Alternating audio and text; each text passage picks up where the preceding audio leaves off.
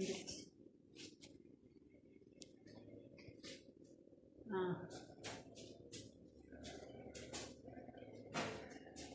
morning students. இப்போ engineering graphics 1ல அடுத்து CAD 2க்கு நாங்கள் ரிவிஷனுக்காக ஒரு கொஸ்டின் பேப்பர் கொடுத்துருக்கோம்.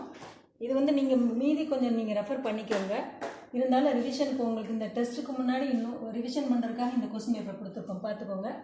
இப்போ இதில் வந்து என்னென்னா ஸ்மால் கொஸ்டின் அதை பேஸ் பண்ணி நாங்கள் இந்த கொஸ்டின் பேப்பர் கொடுத்துருக்கோம். பார்ட் ஏ பார்ட் பின்னு சொல்லிட்டு, சரியாப்பா? இந்த பார்ட் ஏல ஸ்மால் கொஸ்டின்ஸ் வரும். அப்போ இந்த பார்ட் ஏல உள்ள ஸ்மால் கொஸ்டின் ஏற்கனவே நாங்கள் எடுத்தது தான். அதில் பார்த்துக்கோ. ஃபஸ்ட்டு கொஸ்டின் வந்து divide a straight line of 80 mm into 6 equal parts அப்படின்னு கொடுத்துருக்கு. ஸோ அதுக்கு பார்த்தீங்கன்னா நம்ம என்ன பண்ணணும் அப்படின்னு சொன்னோன்னா 80 mm ஒரு ஸ்ட்ரெயிட் லைனோட அந்த டிஸ்டன்ஸ் கொடுத்துட்டாங்க. இப்போ நீ என்ன பண்ணிக்கோ, ஏபின்னு போட்டு ஒரு ஸ்ட்ரெயிட் லைனை 80 mm வரைஞ்சிக்கோங்க. வரைஞ்சிட்டு அந்த 80 mm வந்து நம்ம ஏன் ஈக்குவல் பார்ட்ஸாக பிரிக்க சொல்லி உனக்கு கேட்டிருக்காங்கன்னா, இப்போ ஒரு 60 mm தான் நம்ம ஈக்குவலாக பிரிச்சலாம். 80 mm ஈக்குவல் பார்ட்ஸாக பிரிக்கிறதுக்கு வந்து வேறு மெத்தட் யூஸ் பண்ணணும். அதுக்கு தான் என்ன பண்ண போகிறோம் அப்படின்னா 80 mm ஒரு லைன் ஏபின்னு போட்டுக்கோ. அடுத்து இந்த ஏலேருந்து என்ன பண்ணுன்னா அக்யூட் ஆங்கிளில் ஒரு லைன் போடு. அக்யூட் ஆங்கிள்னால் குறுங்கோணத்தில் நீ ஏதாவது ஒரு குறுங்கோணத்தில் ஒரு லைன் போட்டுக்கோ. அந்த லைன் தான் இந்த இன்க்ளைன்டு லைன். இந்த இன்க்ளைன்டு லைனை நீ என்ன பண்ண போகிறேன்னா ஒவ்வொரு சென்டிமீட்டராக வச்சுட்டு இந்த இன்க்ளைன் லைனில் 1 சென்டிமீட்டராக வச்சுட்டு 6 பிரிச்சுக்கும். 6 பிரிச்சுட்டேன்னா அந்த 1 dash 2 dash 3 dash 4 dash 5 dash 6 dash போட்டுக்கும். போட்டுட்டு இந்த 6வது அந்த பாயிண்ட்லேருந்து இங்கே உள்ள அந்த பியை ஜாயின் பண்ணிடு. ஜாயின் பண்ணினா உனக்கு ஒரு இந்த இன்க்ளைன் லைன் கிடைக்குதா? இதுக்கு பேரலாக நீ என்ன பண்ணு, அந்த மினி டிராஃப்டரோட அந்த எல் ஆங்கிள் அதை அப்படி வச்சுட்டு எல் ஸ்கேலை வச்சுட்டு அப்படி இதுக்கு பேரலாக ப்ரொஜெக்ட் பண்ணு. இங்கே ஒரு லைன் கிடைக்கும். 5க்கு நேராக கிடைக்கிற லைன் 5 டேஷ்க்கு நேராக 5, அடுத்து 4 டேஷ்க்கு நேராக 4, 3 டேஷ்க்கு நேராக 3, 2 டேஷ்க்கு நேராக 2, 1 டேஷ்க்கு நேராக 1, இப்படி கிடைக்கும். ஸோ இந்த லைனெல்லாம் ஜாயின் பண்ணினா இப்போ இந்த 1 டேஷ்லேருந்து 1, 2 டேஷ்லேருந்து 2, இப்படி கிடைக்கிற லைன் தான் 1 2 3 4 5 6.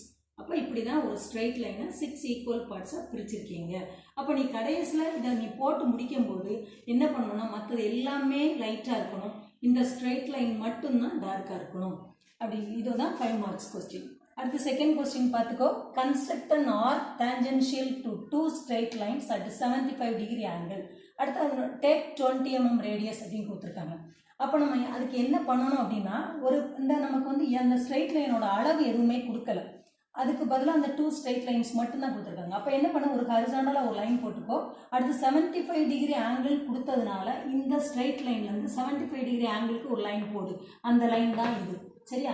அப்படி ஆங்கிள் போடும்போது ஒரு இன்க்ளைண்டாக உனக்கு ஒரு லைன் கிடைக்கும். அந்த லைனை இப்படி போட்டுட்டு 75 டிகிரின்னு போட்டுக்கோ. போட்டுட்டு அடுத்து என்ன பண்ண போகிற அப்படின்னு சொன்னீங்கன்னா இந்த லைன் இருக்குல்லையே இந்த ஸ்ட்ரெயிட் லைன், இந்த ஹரிசாண்டல் லைனுக்கு வேர்ட்டிக்கலாக ஒரு லைன் போட்டுக்கோ. ஹரிசாண்டல் லைனுக்கு பர்பெண்டிகுலராக போட்ட லைன் தான் இது.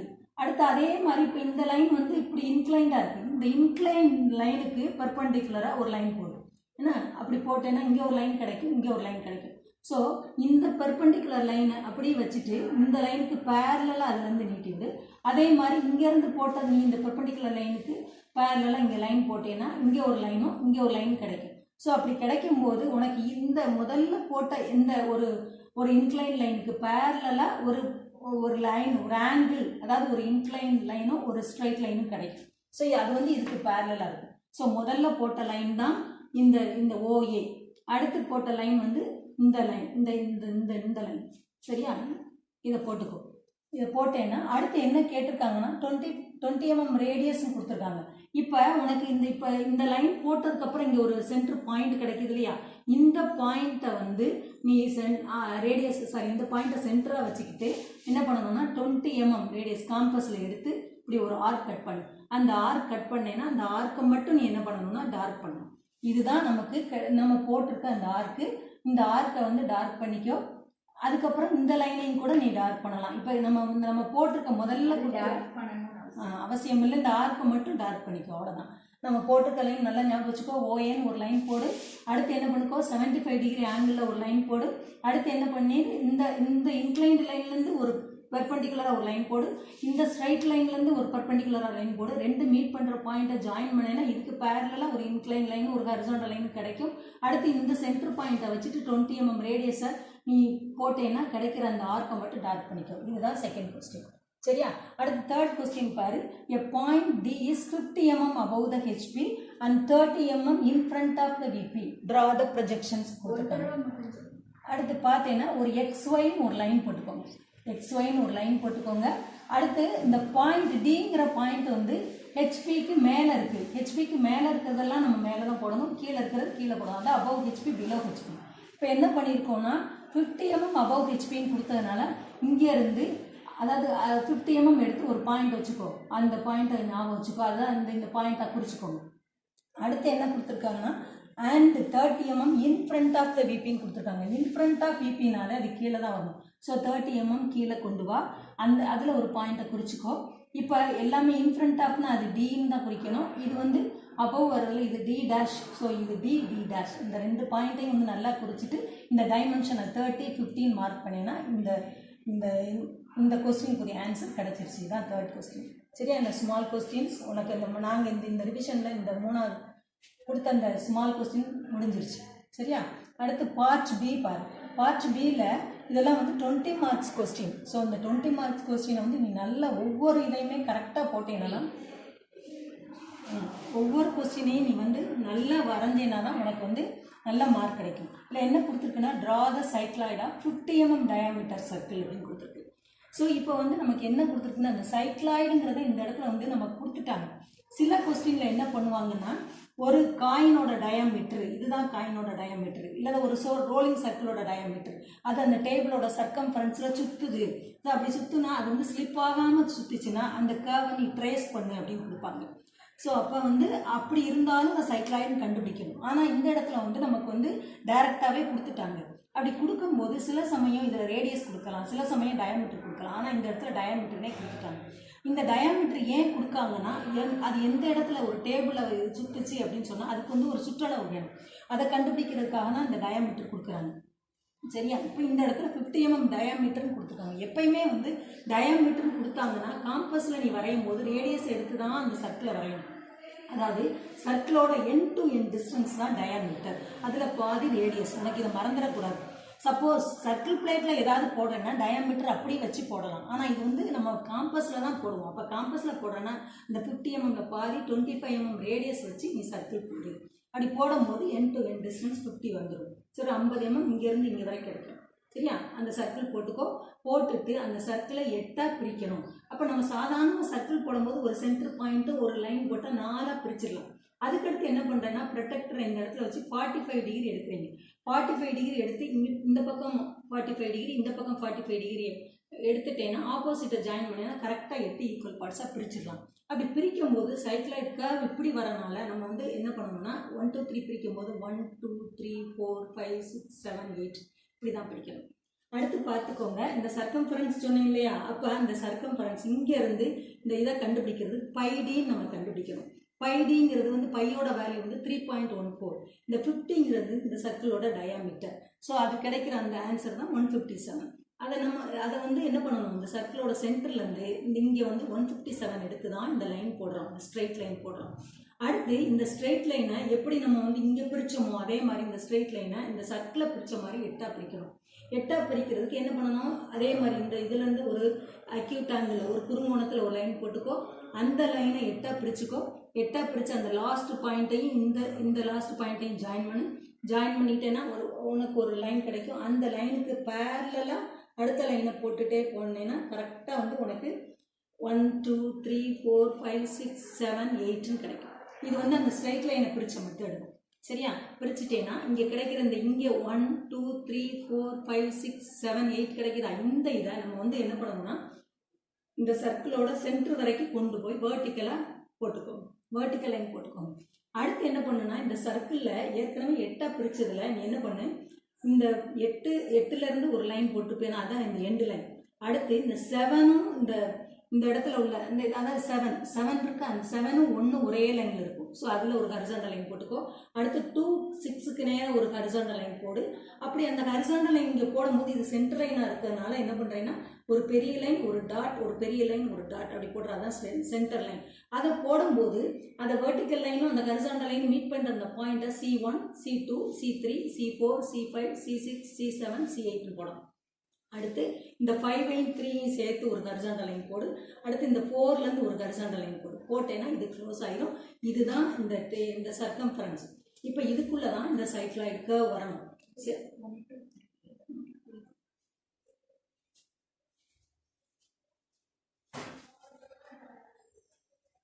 இதை வந்து நீ தெரிஞ்சுக்கிறதுக்காக இப்போ இதை வந்து கீழே 1 dash 2 dash 3 dash 4 dash 5 dash 6 dash 7 dash 8 dash போட்டுட்டு அது ஜாயின் பண்ணுற எல்லா பாயிண்ட் 1 2 3 4 5 6 7 8ன்னு போட்டுக்கோ. அதுலேருந்து நம்ம வேர்ட்டிக்கலாக ஜாயின் பண்ணுற பாயிண்ட் தான் C1 C2 C3 C4 C5 C6 C7 C8. சரியா? அடுத்து இந்த கர்வ் எப்படி போடணும் அப்படின்னு சொன்னோன்னா எப்பயுமே வந்து நம்ம என்ன செய்யணும்னா இந்த சர்க்கிளோட ரேடியஸை காம்பஸில் எடுத்துக்கோ. இந்த சர்க்கிளோட ரேடியஸை காம்பஸில் எடுத்துட்டு அடுத்து இந்த C1 சென்டராக வச்சுக்கோ. C1 சென்டராக வச்சுட்டு எந்த லைனில் ஆர்க் அடிக்கணும்னா அந்த ஃபர்ஸ்ட் லைன் அந்த 1 7 போகிற அந்த லைனில் ஆர்க் அடி. இந்த ஃபர்ஸ்ட் லைனில் ஆர்க் அடி. அடுத்து C2 சென்டராக வச்சுட்டு இந்த 2 6 லைனில் ஆர்க் அடி. இந்த ஃபர்ஸ்ட் லைனில் ஆர்க் அடிச்சது P1.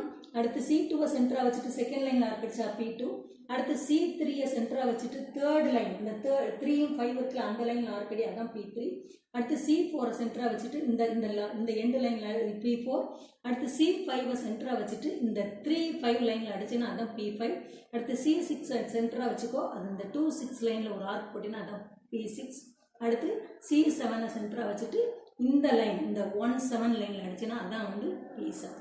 சரியா? கடைசி லைன் வந்து P8ல் ஜாயின் ஆகும். என்ன ஞாபகம் வச்சுக்கோ, அந்த ஆர்க் அடிக்கிறது மட்டும் இந்த சர்க்கிளோட ரேடியஸை எடுத்துக்கிட்டு C1 சென்டராக வச்சுட்டு ஃபர்ஸ்ட் லைன், அதே மாதிரி ஒவ்வொரு சென்டராக வச்சுட்டு அந்த எந்தெந்த லைனில் வைக்கணுமோ அந்த லைனில் வச்சுட்டு நீ அடிச்சேன்னா கிடைக்கக்கூடிய அந்த பாயிண்ட்ஸ் தான் P1 P2 P3 P4 P5 P6 P7 P8.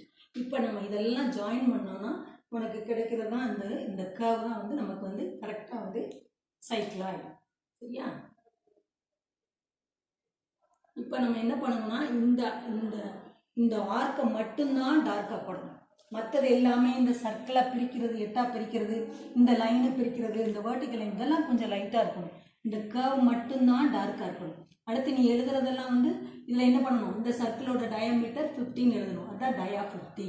அடுத்து வந்து இதுக்கு கரெக்டாக நீ இந்த லைன் போட்டு டைமென்ஷன் லைன் இது வந்து 10 mm எடுத்துட்டு πd 157 3.14 × 50 157 இதெல்லாம் வந்து எழுதிக்கணும். எல்லாத்துக்குமே ஸ்கேல் எழுதணும். ஸ்கேல் எழுதணும். ஸ்கேல் வந்து 1:1 1:1 எழுதிடணும். அப்புறம் ஆல் டைமென்ஷன்ஸ் ஆர் இன் mm கூட காமனாக போட்டுடலாம். சரியா? அடுத்த கொஸ்டின் பார்த்துக்கோங்கப்பா. இதெல்லாம் 20 மார்க் கொஸ்டின். நல்லா வரைங்க. ஏற்கனவே உங்களுக்கு வந்து இந்த சைக்ளாய்டு இன்வல்யூட்டெல்லாம் நாங்கள் அனுப்பியிருக்கோம். ஸோ அந்த டயக்ராமை ரெஃபர் பண்ணிக்கோ. அடுத்து செகண்ட் கொஸ்டின் பார்த்துக்கோ. Draw the involute of a 40 mm diameter circle கொடுத்துருக்கு. இன்வல்யூட் அப்படிங்கிறது என்னன்னா ஒரு சர்க்கிளில் சுற்றி இந்த ஒரு நூல் கொண்டை சுற்றி விட்டு அப்படியே அதை விரிச்சு விட்டோன்னா எப்படி வரும் அப்படி பண்ணிக்கலாம். அல்லது ஒரு தூணில் வந்து ஒரு இந்த சொல்லியிருக்கோம் நாங்கள் ஏற்கனவே ஒரு ஆட்டுக்குட்டி ஏதாவது கட்டி விட்டோன்னா அதை அப்படியே சுற்றிட்டே வந்தோன்னா அந்த பாயிண்ட்டை ட்ரேஸ் பண்ணோன்னா கிடைக்கிற அதுதான் வந்து இன்வல்யூட். சரியா? அதுக்கு வந்து உனக்கு என்ன கொடுத்துருக்காங்கன்னா அதனுடைய அந்த சர்க்கிளோட டயாமீட்டர் கொடுத்துட்டாங்க. ஸோ சர்க்கிளோட டயாமீட்டர் கொடுத்தாலும் நம்ம சர்க்கம்ஃபரன்ஸ் கண்டுபிடிக்கணும், அந்த சுற்றளவு கண்டுபிடிக்கணும். அதுக்காக தான் πdக்கு நம்ம கண்டுபிடிக்கிறோம் சைக்ளாய்டு மாதிரி. ஸோ அப்போ பார்த்துக்கோ, 40 mm டயாமீட்டர்னு கொடுத்ததுனால 20 mm ரேடியஸ் வச்சு ஒரு சர்க்கிள் வரைகிறீங்க. 20 mm radius. அப்போ என் டு என் டிஸ்டன்ஸ் வந்து அதாவது இதுலேருந்து இது வரைக்கும் உள்ளது வந்து 40 mm இருக்கணும். இதனுடைய ரேடியஸ் தான் 20 mm. அப்போ காம்பஸில் 20 mm ரேடியஸை விட்டுட்டு ஒரு சர்க்கிள் வரைங்க. சர்க்கிள் வரைஞ்சிட்டு அதை 8ஆக பிரிச்சுக்கோங்க. அடுத்து இந்த இன்வல்யூட்டுங்கிறது இப்படி வரணும் அப்படிங்கிறனால எப்பயுமே வந்து எந்த இடத்துல கர்வ் ஆரம்பிக்குதோ அதுக்கு பக்கத்தில் இருந்தால் 1 2 3 வரணும். ஸோ இந்த இடத்துல வந்து நமக்கு இங்கே கர்வ் இங்கே சென்டர்லேருந்து ஆரம்பிக்கிறனால இதுதான் 1 2 3 4 5 6 7 8. இந்த 8ஆக பிரிக்கிற மெத்தட் வந்து அப்போ ஏற்கனவே சைக்ளாய்டில் உள்ள மாதிரி தான். அதே மாதிரி இந்த லைன் வந்து இந்த சென்டர்லேருந்து இந்த டிஸ்டன்ஸ் கண்டுபிடிக்கணும். அதுவும் சைக்ளாய்டு மாதிரி πd கண்டுபிடிக்கணும். πd இங்கே பார்த்தீங்கன்னா இதில் என்ன கொடுத்துருக்கு 3.14. அடுத்து இங்கே 40 கொடுத்ததுனால 40 மல்டிப்ளை பண்ணால் 125.6 வரும். ஸோ நம்ம என்ன பண்ணணும்னா சென்டர்லேருந்து 125.6க்கு ஒரு லைன் போட்டுக்கோங்க. அந்த லைன் போட்டுட்டு இதை 8ஆக பிரித்த மாதிரி இந்த மெத்தட்லேயே இந்த லைனை 8ஆக பிடிங்க. பிரிச்சேன்னா உனக்கு கிடைக்கிற அந்த டிஸ்டன்ஸை 1 2 3 4 5 6 7 8ன்னு போட்டுக்கோங்க. அடுத்து என்ன பண்ணணும்னா போட்டு அதை க்ளோஸ் பண்ணிக்கோ. இப்போ இந்த 8ஆக பிரித்ததுக்கு நம்ம ஒவ்வொரு லைனுக்கும் டேஞ்சன்ட் வரையணும். டேஞ்சன்ட் அப்படிங்கிறது என்னன்னா அந்த லைனுக்கு ஒரு தொடுகோடுன்னு அர்த்தம். அப்போ இந்த தொடுகோடு எப்படி வரணும்னு பார்த்துக்கோ. இப்போ இதுதான் 1 ஆரம்பிக்கும். இந்த இருக்கு பாரு, இந்த 1ம் 5ம் ஒரே லைனில் இருக்கா. ஸோ நம்ம என்ன பண்ணோம்னா, நீ இந்த எல் ஆங்கிள் உன்னுடைய இந்த இதில் மினி டிராஃப்டரில் அந்த எல் ஆங்கிள் இருக்கும்ல, அந்த எல் ஸ்கேல் இருக்கும். அந்த எல் ஸ்கேல் அப்படியே வச்சுன்னா இந்த இருக்கு பாரு, இந்த லைனுக்கு நேர் அந்த இந்த இது இப்படி கொண்டு வந்தேன்னா இங்கே வரைஞ்சிக்கோ. இதுதான் வந்து ஒரு தொடுகோடு. ஸோ இதுதான் ஃபஸ்ட்டு டேஞ்சன்ட். அடுத்து செகண்ட் டேஞ்சன்ட் பார்த்தீங்கன்னா இந்த இருக்கு பாரு, இந்த லைன் தான் செகண்ட் இது. ஸோ இதுக்கு வரைஞ்சேன்னா இந்த டிராஃப்டர் எப்படி கொண்டு வா, இதுலேருந்து இப்படி கொண்டு வந்தேன்னா நேராக ஸ்ட்ரைட் லைன் இப்படி வந்துடும். அடுத்து இந்த தேர்ட் லைன் வந்து இப்படி இருக்குது, இப்படி இன்க்ளைண்டாக இருக்கிறனால அதுக்கு தொடுகோடு இப்படி வந்துடுது. அடுத்து ஃபோர்த் லைன், இந்த ஃபோர்த் லைன் வேர்ட்டிக்கலாக இருக்குது. ஸோ தொடுகோடு இந்த பக்கம் வரும், அதான் இது ஒரு டேஞ்சன்ட். அடுத்து ஃபிஃப்த் லைன், இந்த ஃபிஃப்த் லைனுக்கு டேஞ்சன்ட் இந்த பக்கம் வரும். அடுத்து சிக்ஸ்த் லைனுக்கு வேர்ட்டிக்கலாக போயிடும். செவன்த் லைனுக்கு டேஞ்சன்ட் வந்து எப்படி வரையணும்னா இந்த எல்லாங்களை எப்படி கொண்டு வா, இந்த பக்கம் வரும். சரியா? அப்படி எல்லாத்துக்கும் டேஞ்சன்ட் போட்டுக்கோ. எய்த் லைனுங்கிறது வந்து இப்படி ஹரிசாண்டலாக இருக்குது, அப்படி விட்டு. இப்போ என்ன பண்ணணும் அப்படின்னு சொன்னோன்னா, இந்த டேஞ்சன்ட் அப்படி போட்டு வச்சுட்டு அடுத்து என்ன பண்ணணும் அப்படின்னா, இந்த சென்டரில் உள்ள இந்த சர்க்கிளோட சென்டர் இருக்குல்ல, அந்த சென்டர்லேருந்து இந்த முதல்ல உள்ள அந்த முதல்ல உள்ள அந்த டிஸ்டன்ஸை ரேடியஸை எடுத்துக்கோ. இப்போ சென்டரில் இப்போ இதை ஓன் வச்சுட்டேன்னா O1, இந்த O1 ரேடியஸை காம்பஸில் எடுத்துட்டு இந்த ஃபஸ்ட்டு டேஞ்சன்ட்டில் அப்படியே ஃபிக்ஸ் பண்ணிக்கோ. முதல்ல ஒரு ஆர்க் அடி, அதுதான் P1. அடுத்து இந்த சென்டர்லேருந்து 2 எடு, சென்டர்லேருந்து O2 எடு. அடுத்து செகண்ட் டேஞ்சன்ட்டை சென்டராக வச்சுட்டு அடி, அதுதான் P2. அடுத்து சென்டர்லேருந்து 3 எடு, இந்த தேர்ட் டேஞ்சன்ட்டை சென்டராக வச்சுட்டு ஒரு ஆர்க் அடி, அதுதான் P3. அதுக்கப்புறம் சென்டர்லேருந்து 4 எடு, அந்த ஃபோர்த் டேஞ்சன்ட்டை சென்டராக வச்சுட்டு ஆர்க் அடி, இது P4. அதே மாதிரி 5 எடு, இந்த ஃபிஃப்த் டேஞ்சன்ட்டை சென்டராக வச்சுட்டு அது எடு, அதான் P5. அடுத்து 6 எடு, இந்த சிக்ஸ்த் டேஞ்சன்ட்டை சென்டராக வச்சு அடிச்சேன்னா P6. அடுத்து சென்டர்லேருந்து 7, ஸோ அதை செவன்த் டேஞ்சன்ட்டை சென்டராக வச்சுட்டு அடிச்சேன்னா P7. லாஸ்ட் வந்து P8. இந்த ஹரிசாண்டல் லைன்லேயும் முடிஞ்சிடும். சொல்கிற புரியுதில்ல? இப்போ நம்ம என்ன பண்ணணும்னா, ரேடியஸ் அதாவது சர்க்கிளோட அந்த சர்க்கிளோட சென்டர்லேருந்து ஃபஸ்ட்டு டிஸ்டன்ஸ் அந்த இது அதை வந்து நம்ம ரேடியஸை எடுத்துகிட்டு அந்தந்த டேஞ்சன்ட்டை சென்டராக வச்சுட்டு ஆர்க் பிடிக்கணும். அதுதான் இதில் முக்கியம், மறந்துடக்கூடாது. ஏன்னா நம்ம இந்த சைக்ளாய்டுலையும் சரி ஒவ்வொரு கர்வ்லையும் சரி நம்ம ஆர்க் அடிக்கிற அந்த இதை வந்து என்ன ப்ரொசீஜரோ அதை கரெக்டாக ஃபாலோ பண்ணணும். அப்படி பண்ணினா கரெக்டாக வந்து அந்த கர்வ் வரும். நீ என்ன பண்ணணும், எக்ஸ்ட்ரா லைன் நம்ம போட்டிருப்போம் ஏற்கனவே, இந்த டேஞ்சன்ட்டை நீட்டி விட்டுருப்போம், அந்த நீட்டி விட்ட எக்ஸ்ட்ரா லைன்லாம் அடிச்சிட்டேன்னா கரெக்டாக அந்த கர்வ் அழகாக வரும். அதுதான் இந்த கர்வை மட்டும் டார்க் பண்ணிக்கோ, மற்றதெல்லாம் லைட்டாக இருக்கணும். இப்போ இந்த டயாமீட்டரை எடுத்து எழுதணும், டயாமீட்டர் 14 எடுத்து எழுதணும். அடுத்து இந்த πD 125.6 3.14 × 40 இதெல்லாம் எடுத்து எழுதணும். இந்த பிரிக்கிறது எல்லாமே நீட்டாக இருக்கணும், மற்றதெல்லாம் லைட்டாக இருந்து கர்வ் மட்டும்தான் டார்க்காக இருக்கணும். பார்த்துக்கோங்க, இதுவுமே 20 மார்க்ஸ் கொஸ்டின். இன்னொன்று ரொம்ப ஈஸி. அடுத்து வந்து தேர்ட் கொஸ்டின், சிக்ஸ்த் கொஸ்டின் என்ன கொடுத்துருக்காங்க பாரு. Draw the following views for the pictorial view. Pictorial வியூனா ஐசோமெட்ரிக்னால பிக்டோரியல்னாலும் ஒன்று தான். அதில் என்ன கொடுத்துருக்காங்க, ஃப்ரண்ட் வியூ இந்த direction of arrow, top view left side வியூன்னு கொடுத்துருக்காங்க. இது வந்து நாங்கள் போன கிளாஸ், அதாவது ஆர்த்தோகிராஃபிக் ப்ரொஜெக்ஷன் 8th கிளாஸில் நாங்கள் சொல்லி கொடுத்த கொஸ்டின்னா, ஸோ நீ அதை யூடியூப்பில் அப்படி போட்டு பார்த்துக்கோங்க. இது நாங்கள் ஒரு ரிவிஷன் கொஸ்டினாக தான் கொடுத்துருக்கோம். இதை தவிர நீங்களாவே போட்டு பார்த்துக்கோங்க. சரியா? இதையும் போட்டு பார்க்கணும், மற்றதையும் ரெஃபர் பண்ணி நீ போட்டு பார்த்தீங்கன்னா அந்த CAT 2 டெஸ்ட்டுக்கு வந்து ஈஸியாக இருக்கும். அதனால் எல்லாருமே போட்டு பார்த்து முடிஞ்ச வரைக்கும் ட்ராயிங் அனுப்புங்க, இல்லை உன்னோட ப்ராக்டிஸ்க்கு நீயாவது போட்டு பார்த்துக்கோ. சரி, தேங்க்யூ.